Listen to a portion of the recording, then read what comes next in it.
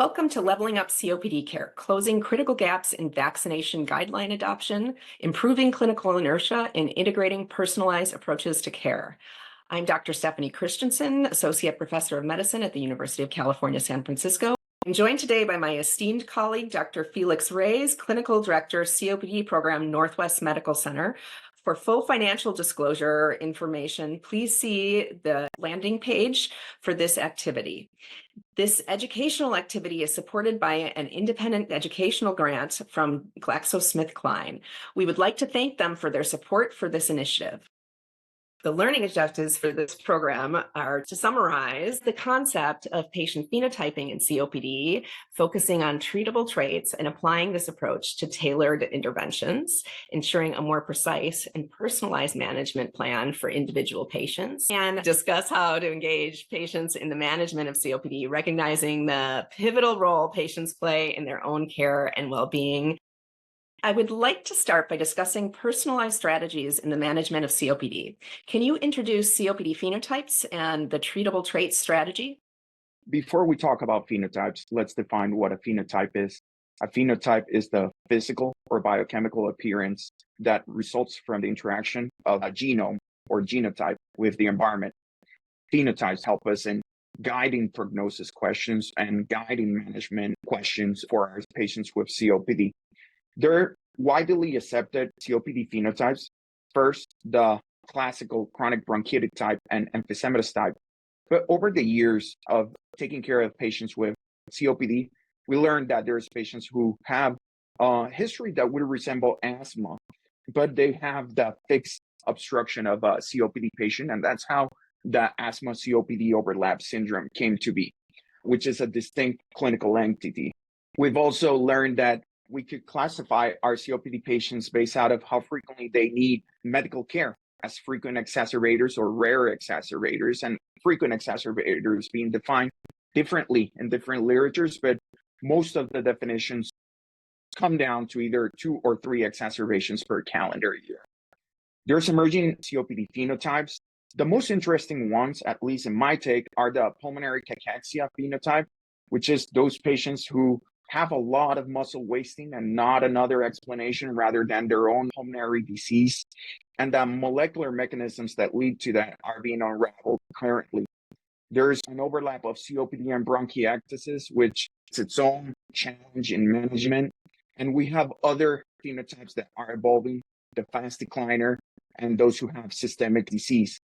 Alpha-1 antitrypsin deficiency is the most common genetic cause of COPD, and all patients should be screened for alpha-1 antitrypsin deficiency, regardless of their smoking status.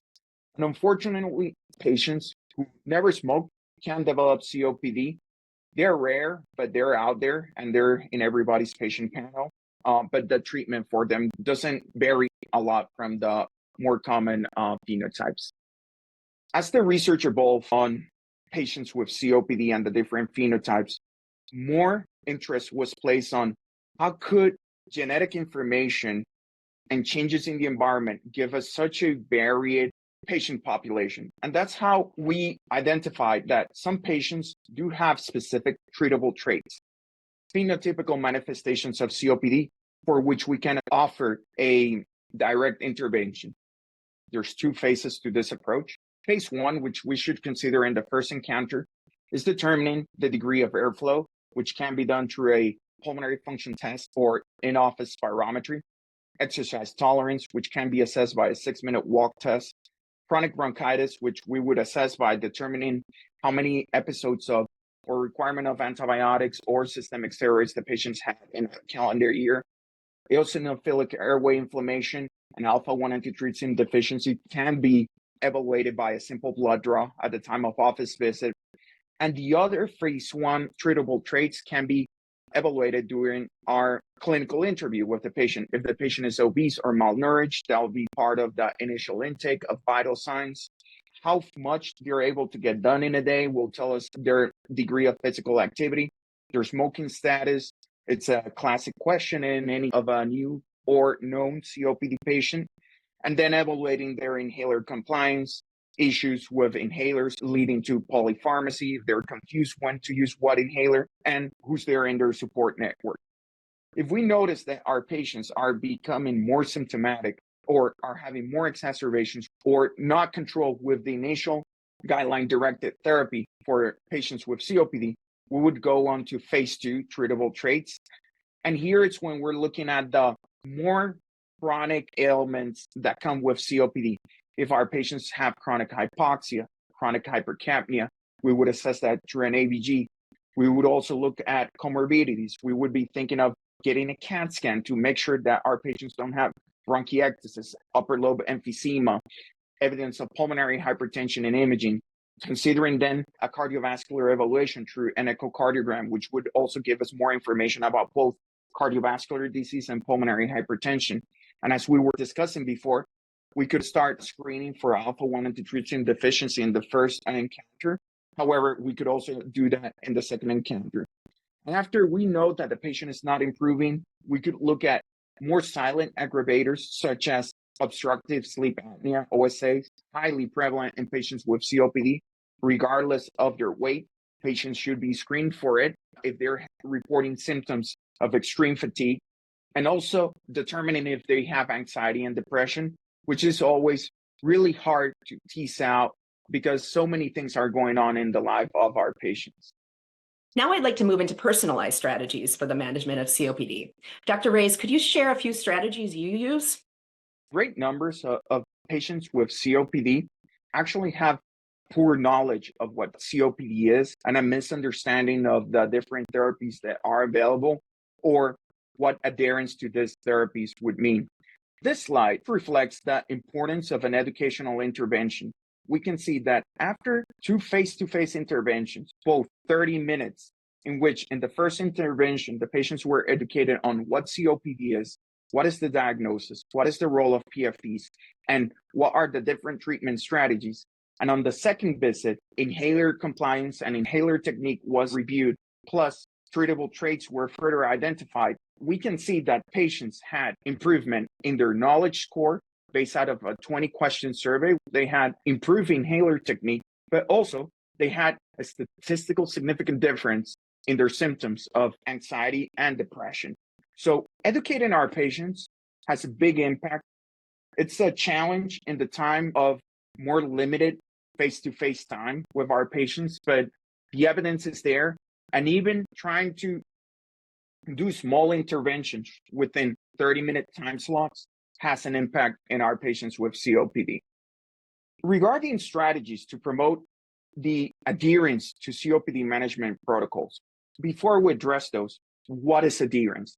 Adherence is defined by the World Health Organization as the extent to which a patient will change either behavior, following a diet, lifestyle changes, or using a medication, following the guidance of a clinical provider. The big challenge with adherence in COPD is that there's no consistent method to evaluate adherence in patients with COPD. There's 2 ways of addressing it, either through direct methods with the patient or indirect methods.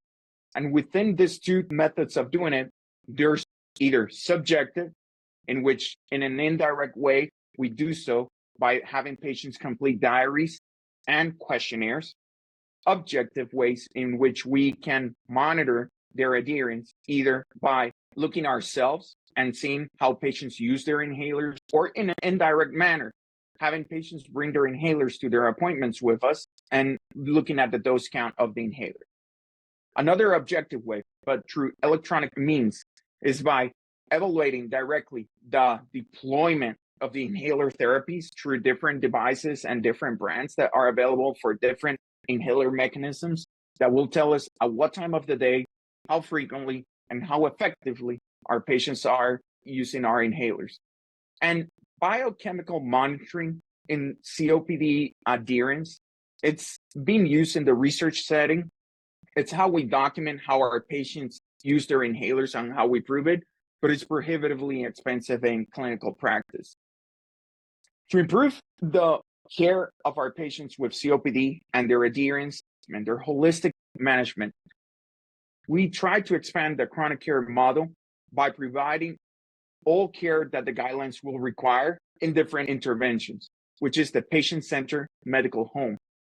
The patient-centered medical home is trying to bring some of the interventions to the patient home by bringing the delivery systems to their house, by empowering patients to have access to clinical information systems or decision support systems that would help guide them to avoid exacerbations or mismanagement of their COPD, all with the goal of trying to keep them outside of the hospital.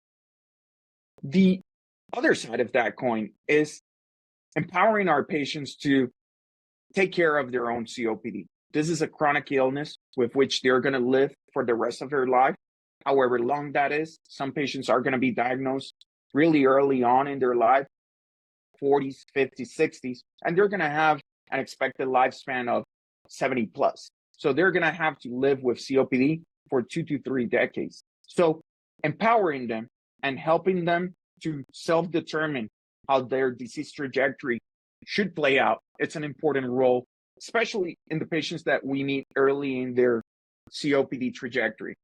And a 4-step approach in which in different consults, we're trying to address different aspects of self-determination has been proven to be helpful and feasible in patients with COPD. In the first appointment, we would focus on understanding where the patient is coming from. How is COPD affecting their life? How is COPD affecting their ability to do the things that they would like to do? In their second appointment, we would still explore how COPD affects their life, but we would prompt the patient to give us their values, give us their habits, and what do they look for in their life. Then, once we know where the patients are coming from and what they're looking for, the third time we're seeing this patient, we know them well. We've done the workup to understand if they have treatable traits. We've done the workup to understand what phenotype they have. And now we understand them as human beings, and we can create a plan of change for them to follow. If they still smoke, we can look at the different options that they would have to explore smoking cessation. If they do not smoke or they need extra help at home with carrying their daily activities, we could maybe get care management involved and see if we could get them extra help at home. And in the fourth appointment, we will talk about how they felt about these changes, if there's new strategies that we can explore, and if their goals or their intentions have changed based on what they're able to get done now. Thank you so much for that, Dr. Reyes. Let's move on to discuss a patient, John. John is a 62-year-old man who was recently hospitalized for a severe COPD exacerbation. He has a history of smoking and a history of occupational exposure to dust. His current medications include a short-acting bronchodilator as needed. He presents with shortness of breath, chronic cough, and frequent respiratory infections. So I'm really interested to hear, what are your initial thoughts when you see this patient case and how you might tackle kind of initially thinking about them? Thank you for your question, Stephanie. This is definitely a patient that it's quite representative of something we see often in any pulmonary clinic or even in a bread and butter primary care clinic, which is a patient that probably just had a really bad respiratory episode and maybe they're seeking care for the first time. They've never had optimized care. So the first question I would have for John is, where is he at from a symptoms perspective? Because that will help us understand where he would fall in symptom severity classification based out of the goal report. And also it will help me understand where we're at in the exacerbation continuum. We know that our patients are treated for an exacerbation. Sometimes they leave the hospital and still symptomatic just because a time quota has to be met. And some of these patients, we want to avoid a bounce back. And depending on how symptomatic he is, I might consider different strategies. If he's really symptomatic and he presents to clinic wheezing and really short of breath and coughing, I would still offer nebulizer therapy for him at home in a scheduled basis with some systemic steroids with either Medrol or prednisone, depending on what's available in his pharmacy. And depending on the symptoms that he's telling me, I would also consider azithromycin or any other macrolide, depending on what sputum characteristics he's telling us. However, If he comes to the clinic and he's reporting better symptom control, he's back to his baseline, he's back to what his normal life looks like. That's when I would address trying to figure out what are his treatable traits, who he is, where he has been. And he has already the risk exposure that we would expect from a patient with a informal diagnosis with COPD. But I would work towards getting the formal diagnosis of COPD.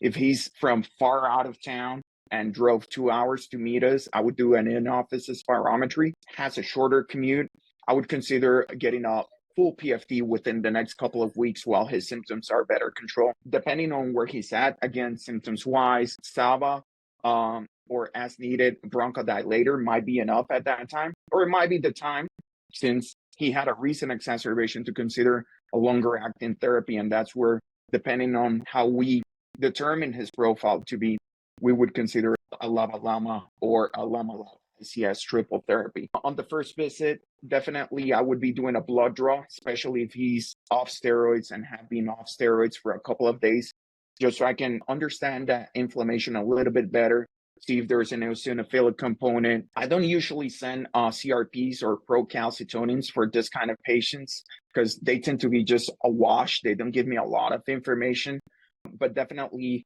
I would offer at that time, or I would start the discussion of also if he's the only person with emphysema in his family and this is his first event, and then consider triaging him also to undergo the evaluation for alpha-1 antitrypsin deficiency. So at least we would cover the first stages of treatable traits. However, if he's really symptomatic, that's where the treatable traits become a little bit murky. We should address both treatable traits phase 1 and 2. If I hear from him, well, this is my second flare-up within 2 months, I'm still on oxygen, not doing better, that's when I would look for in-hospital ABGs, look at doing an ABG in the office just to determine, is this hypoxia just an episodic thing or is it chronic? And we already have to talk about oxygen supplementation.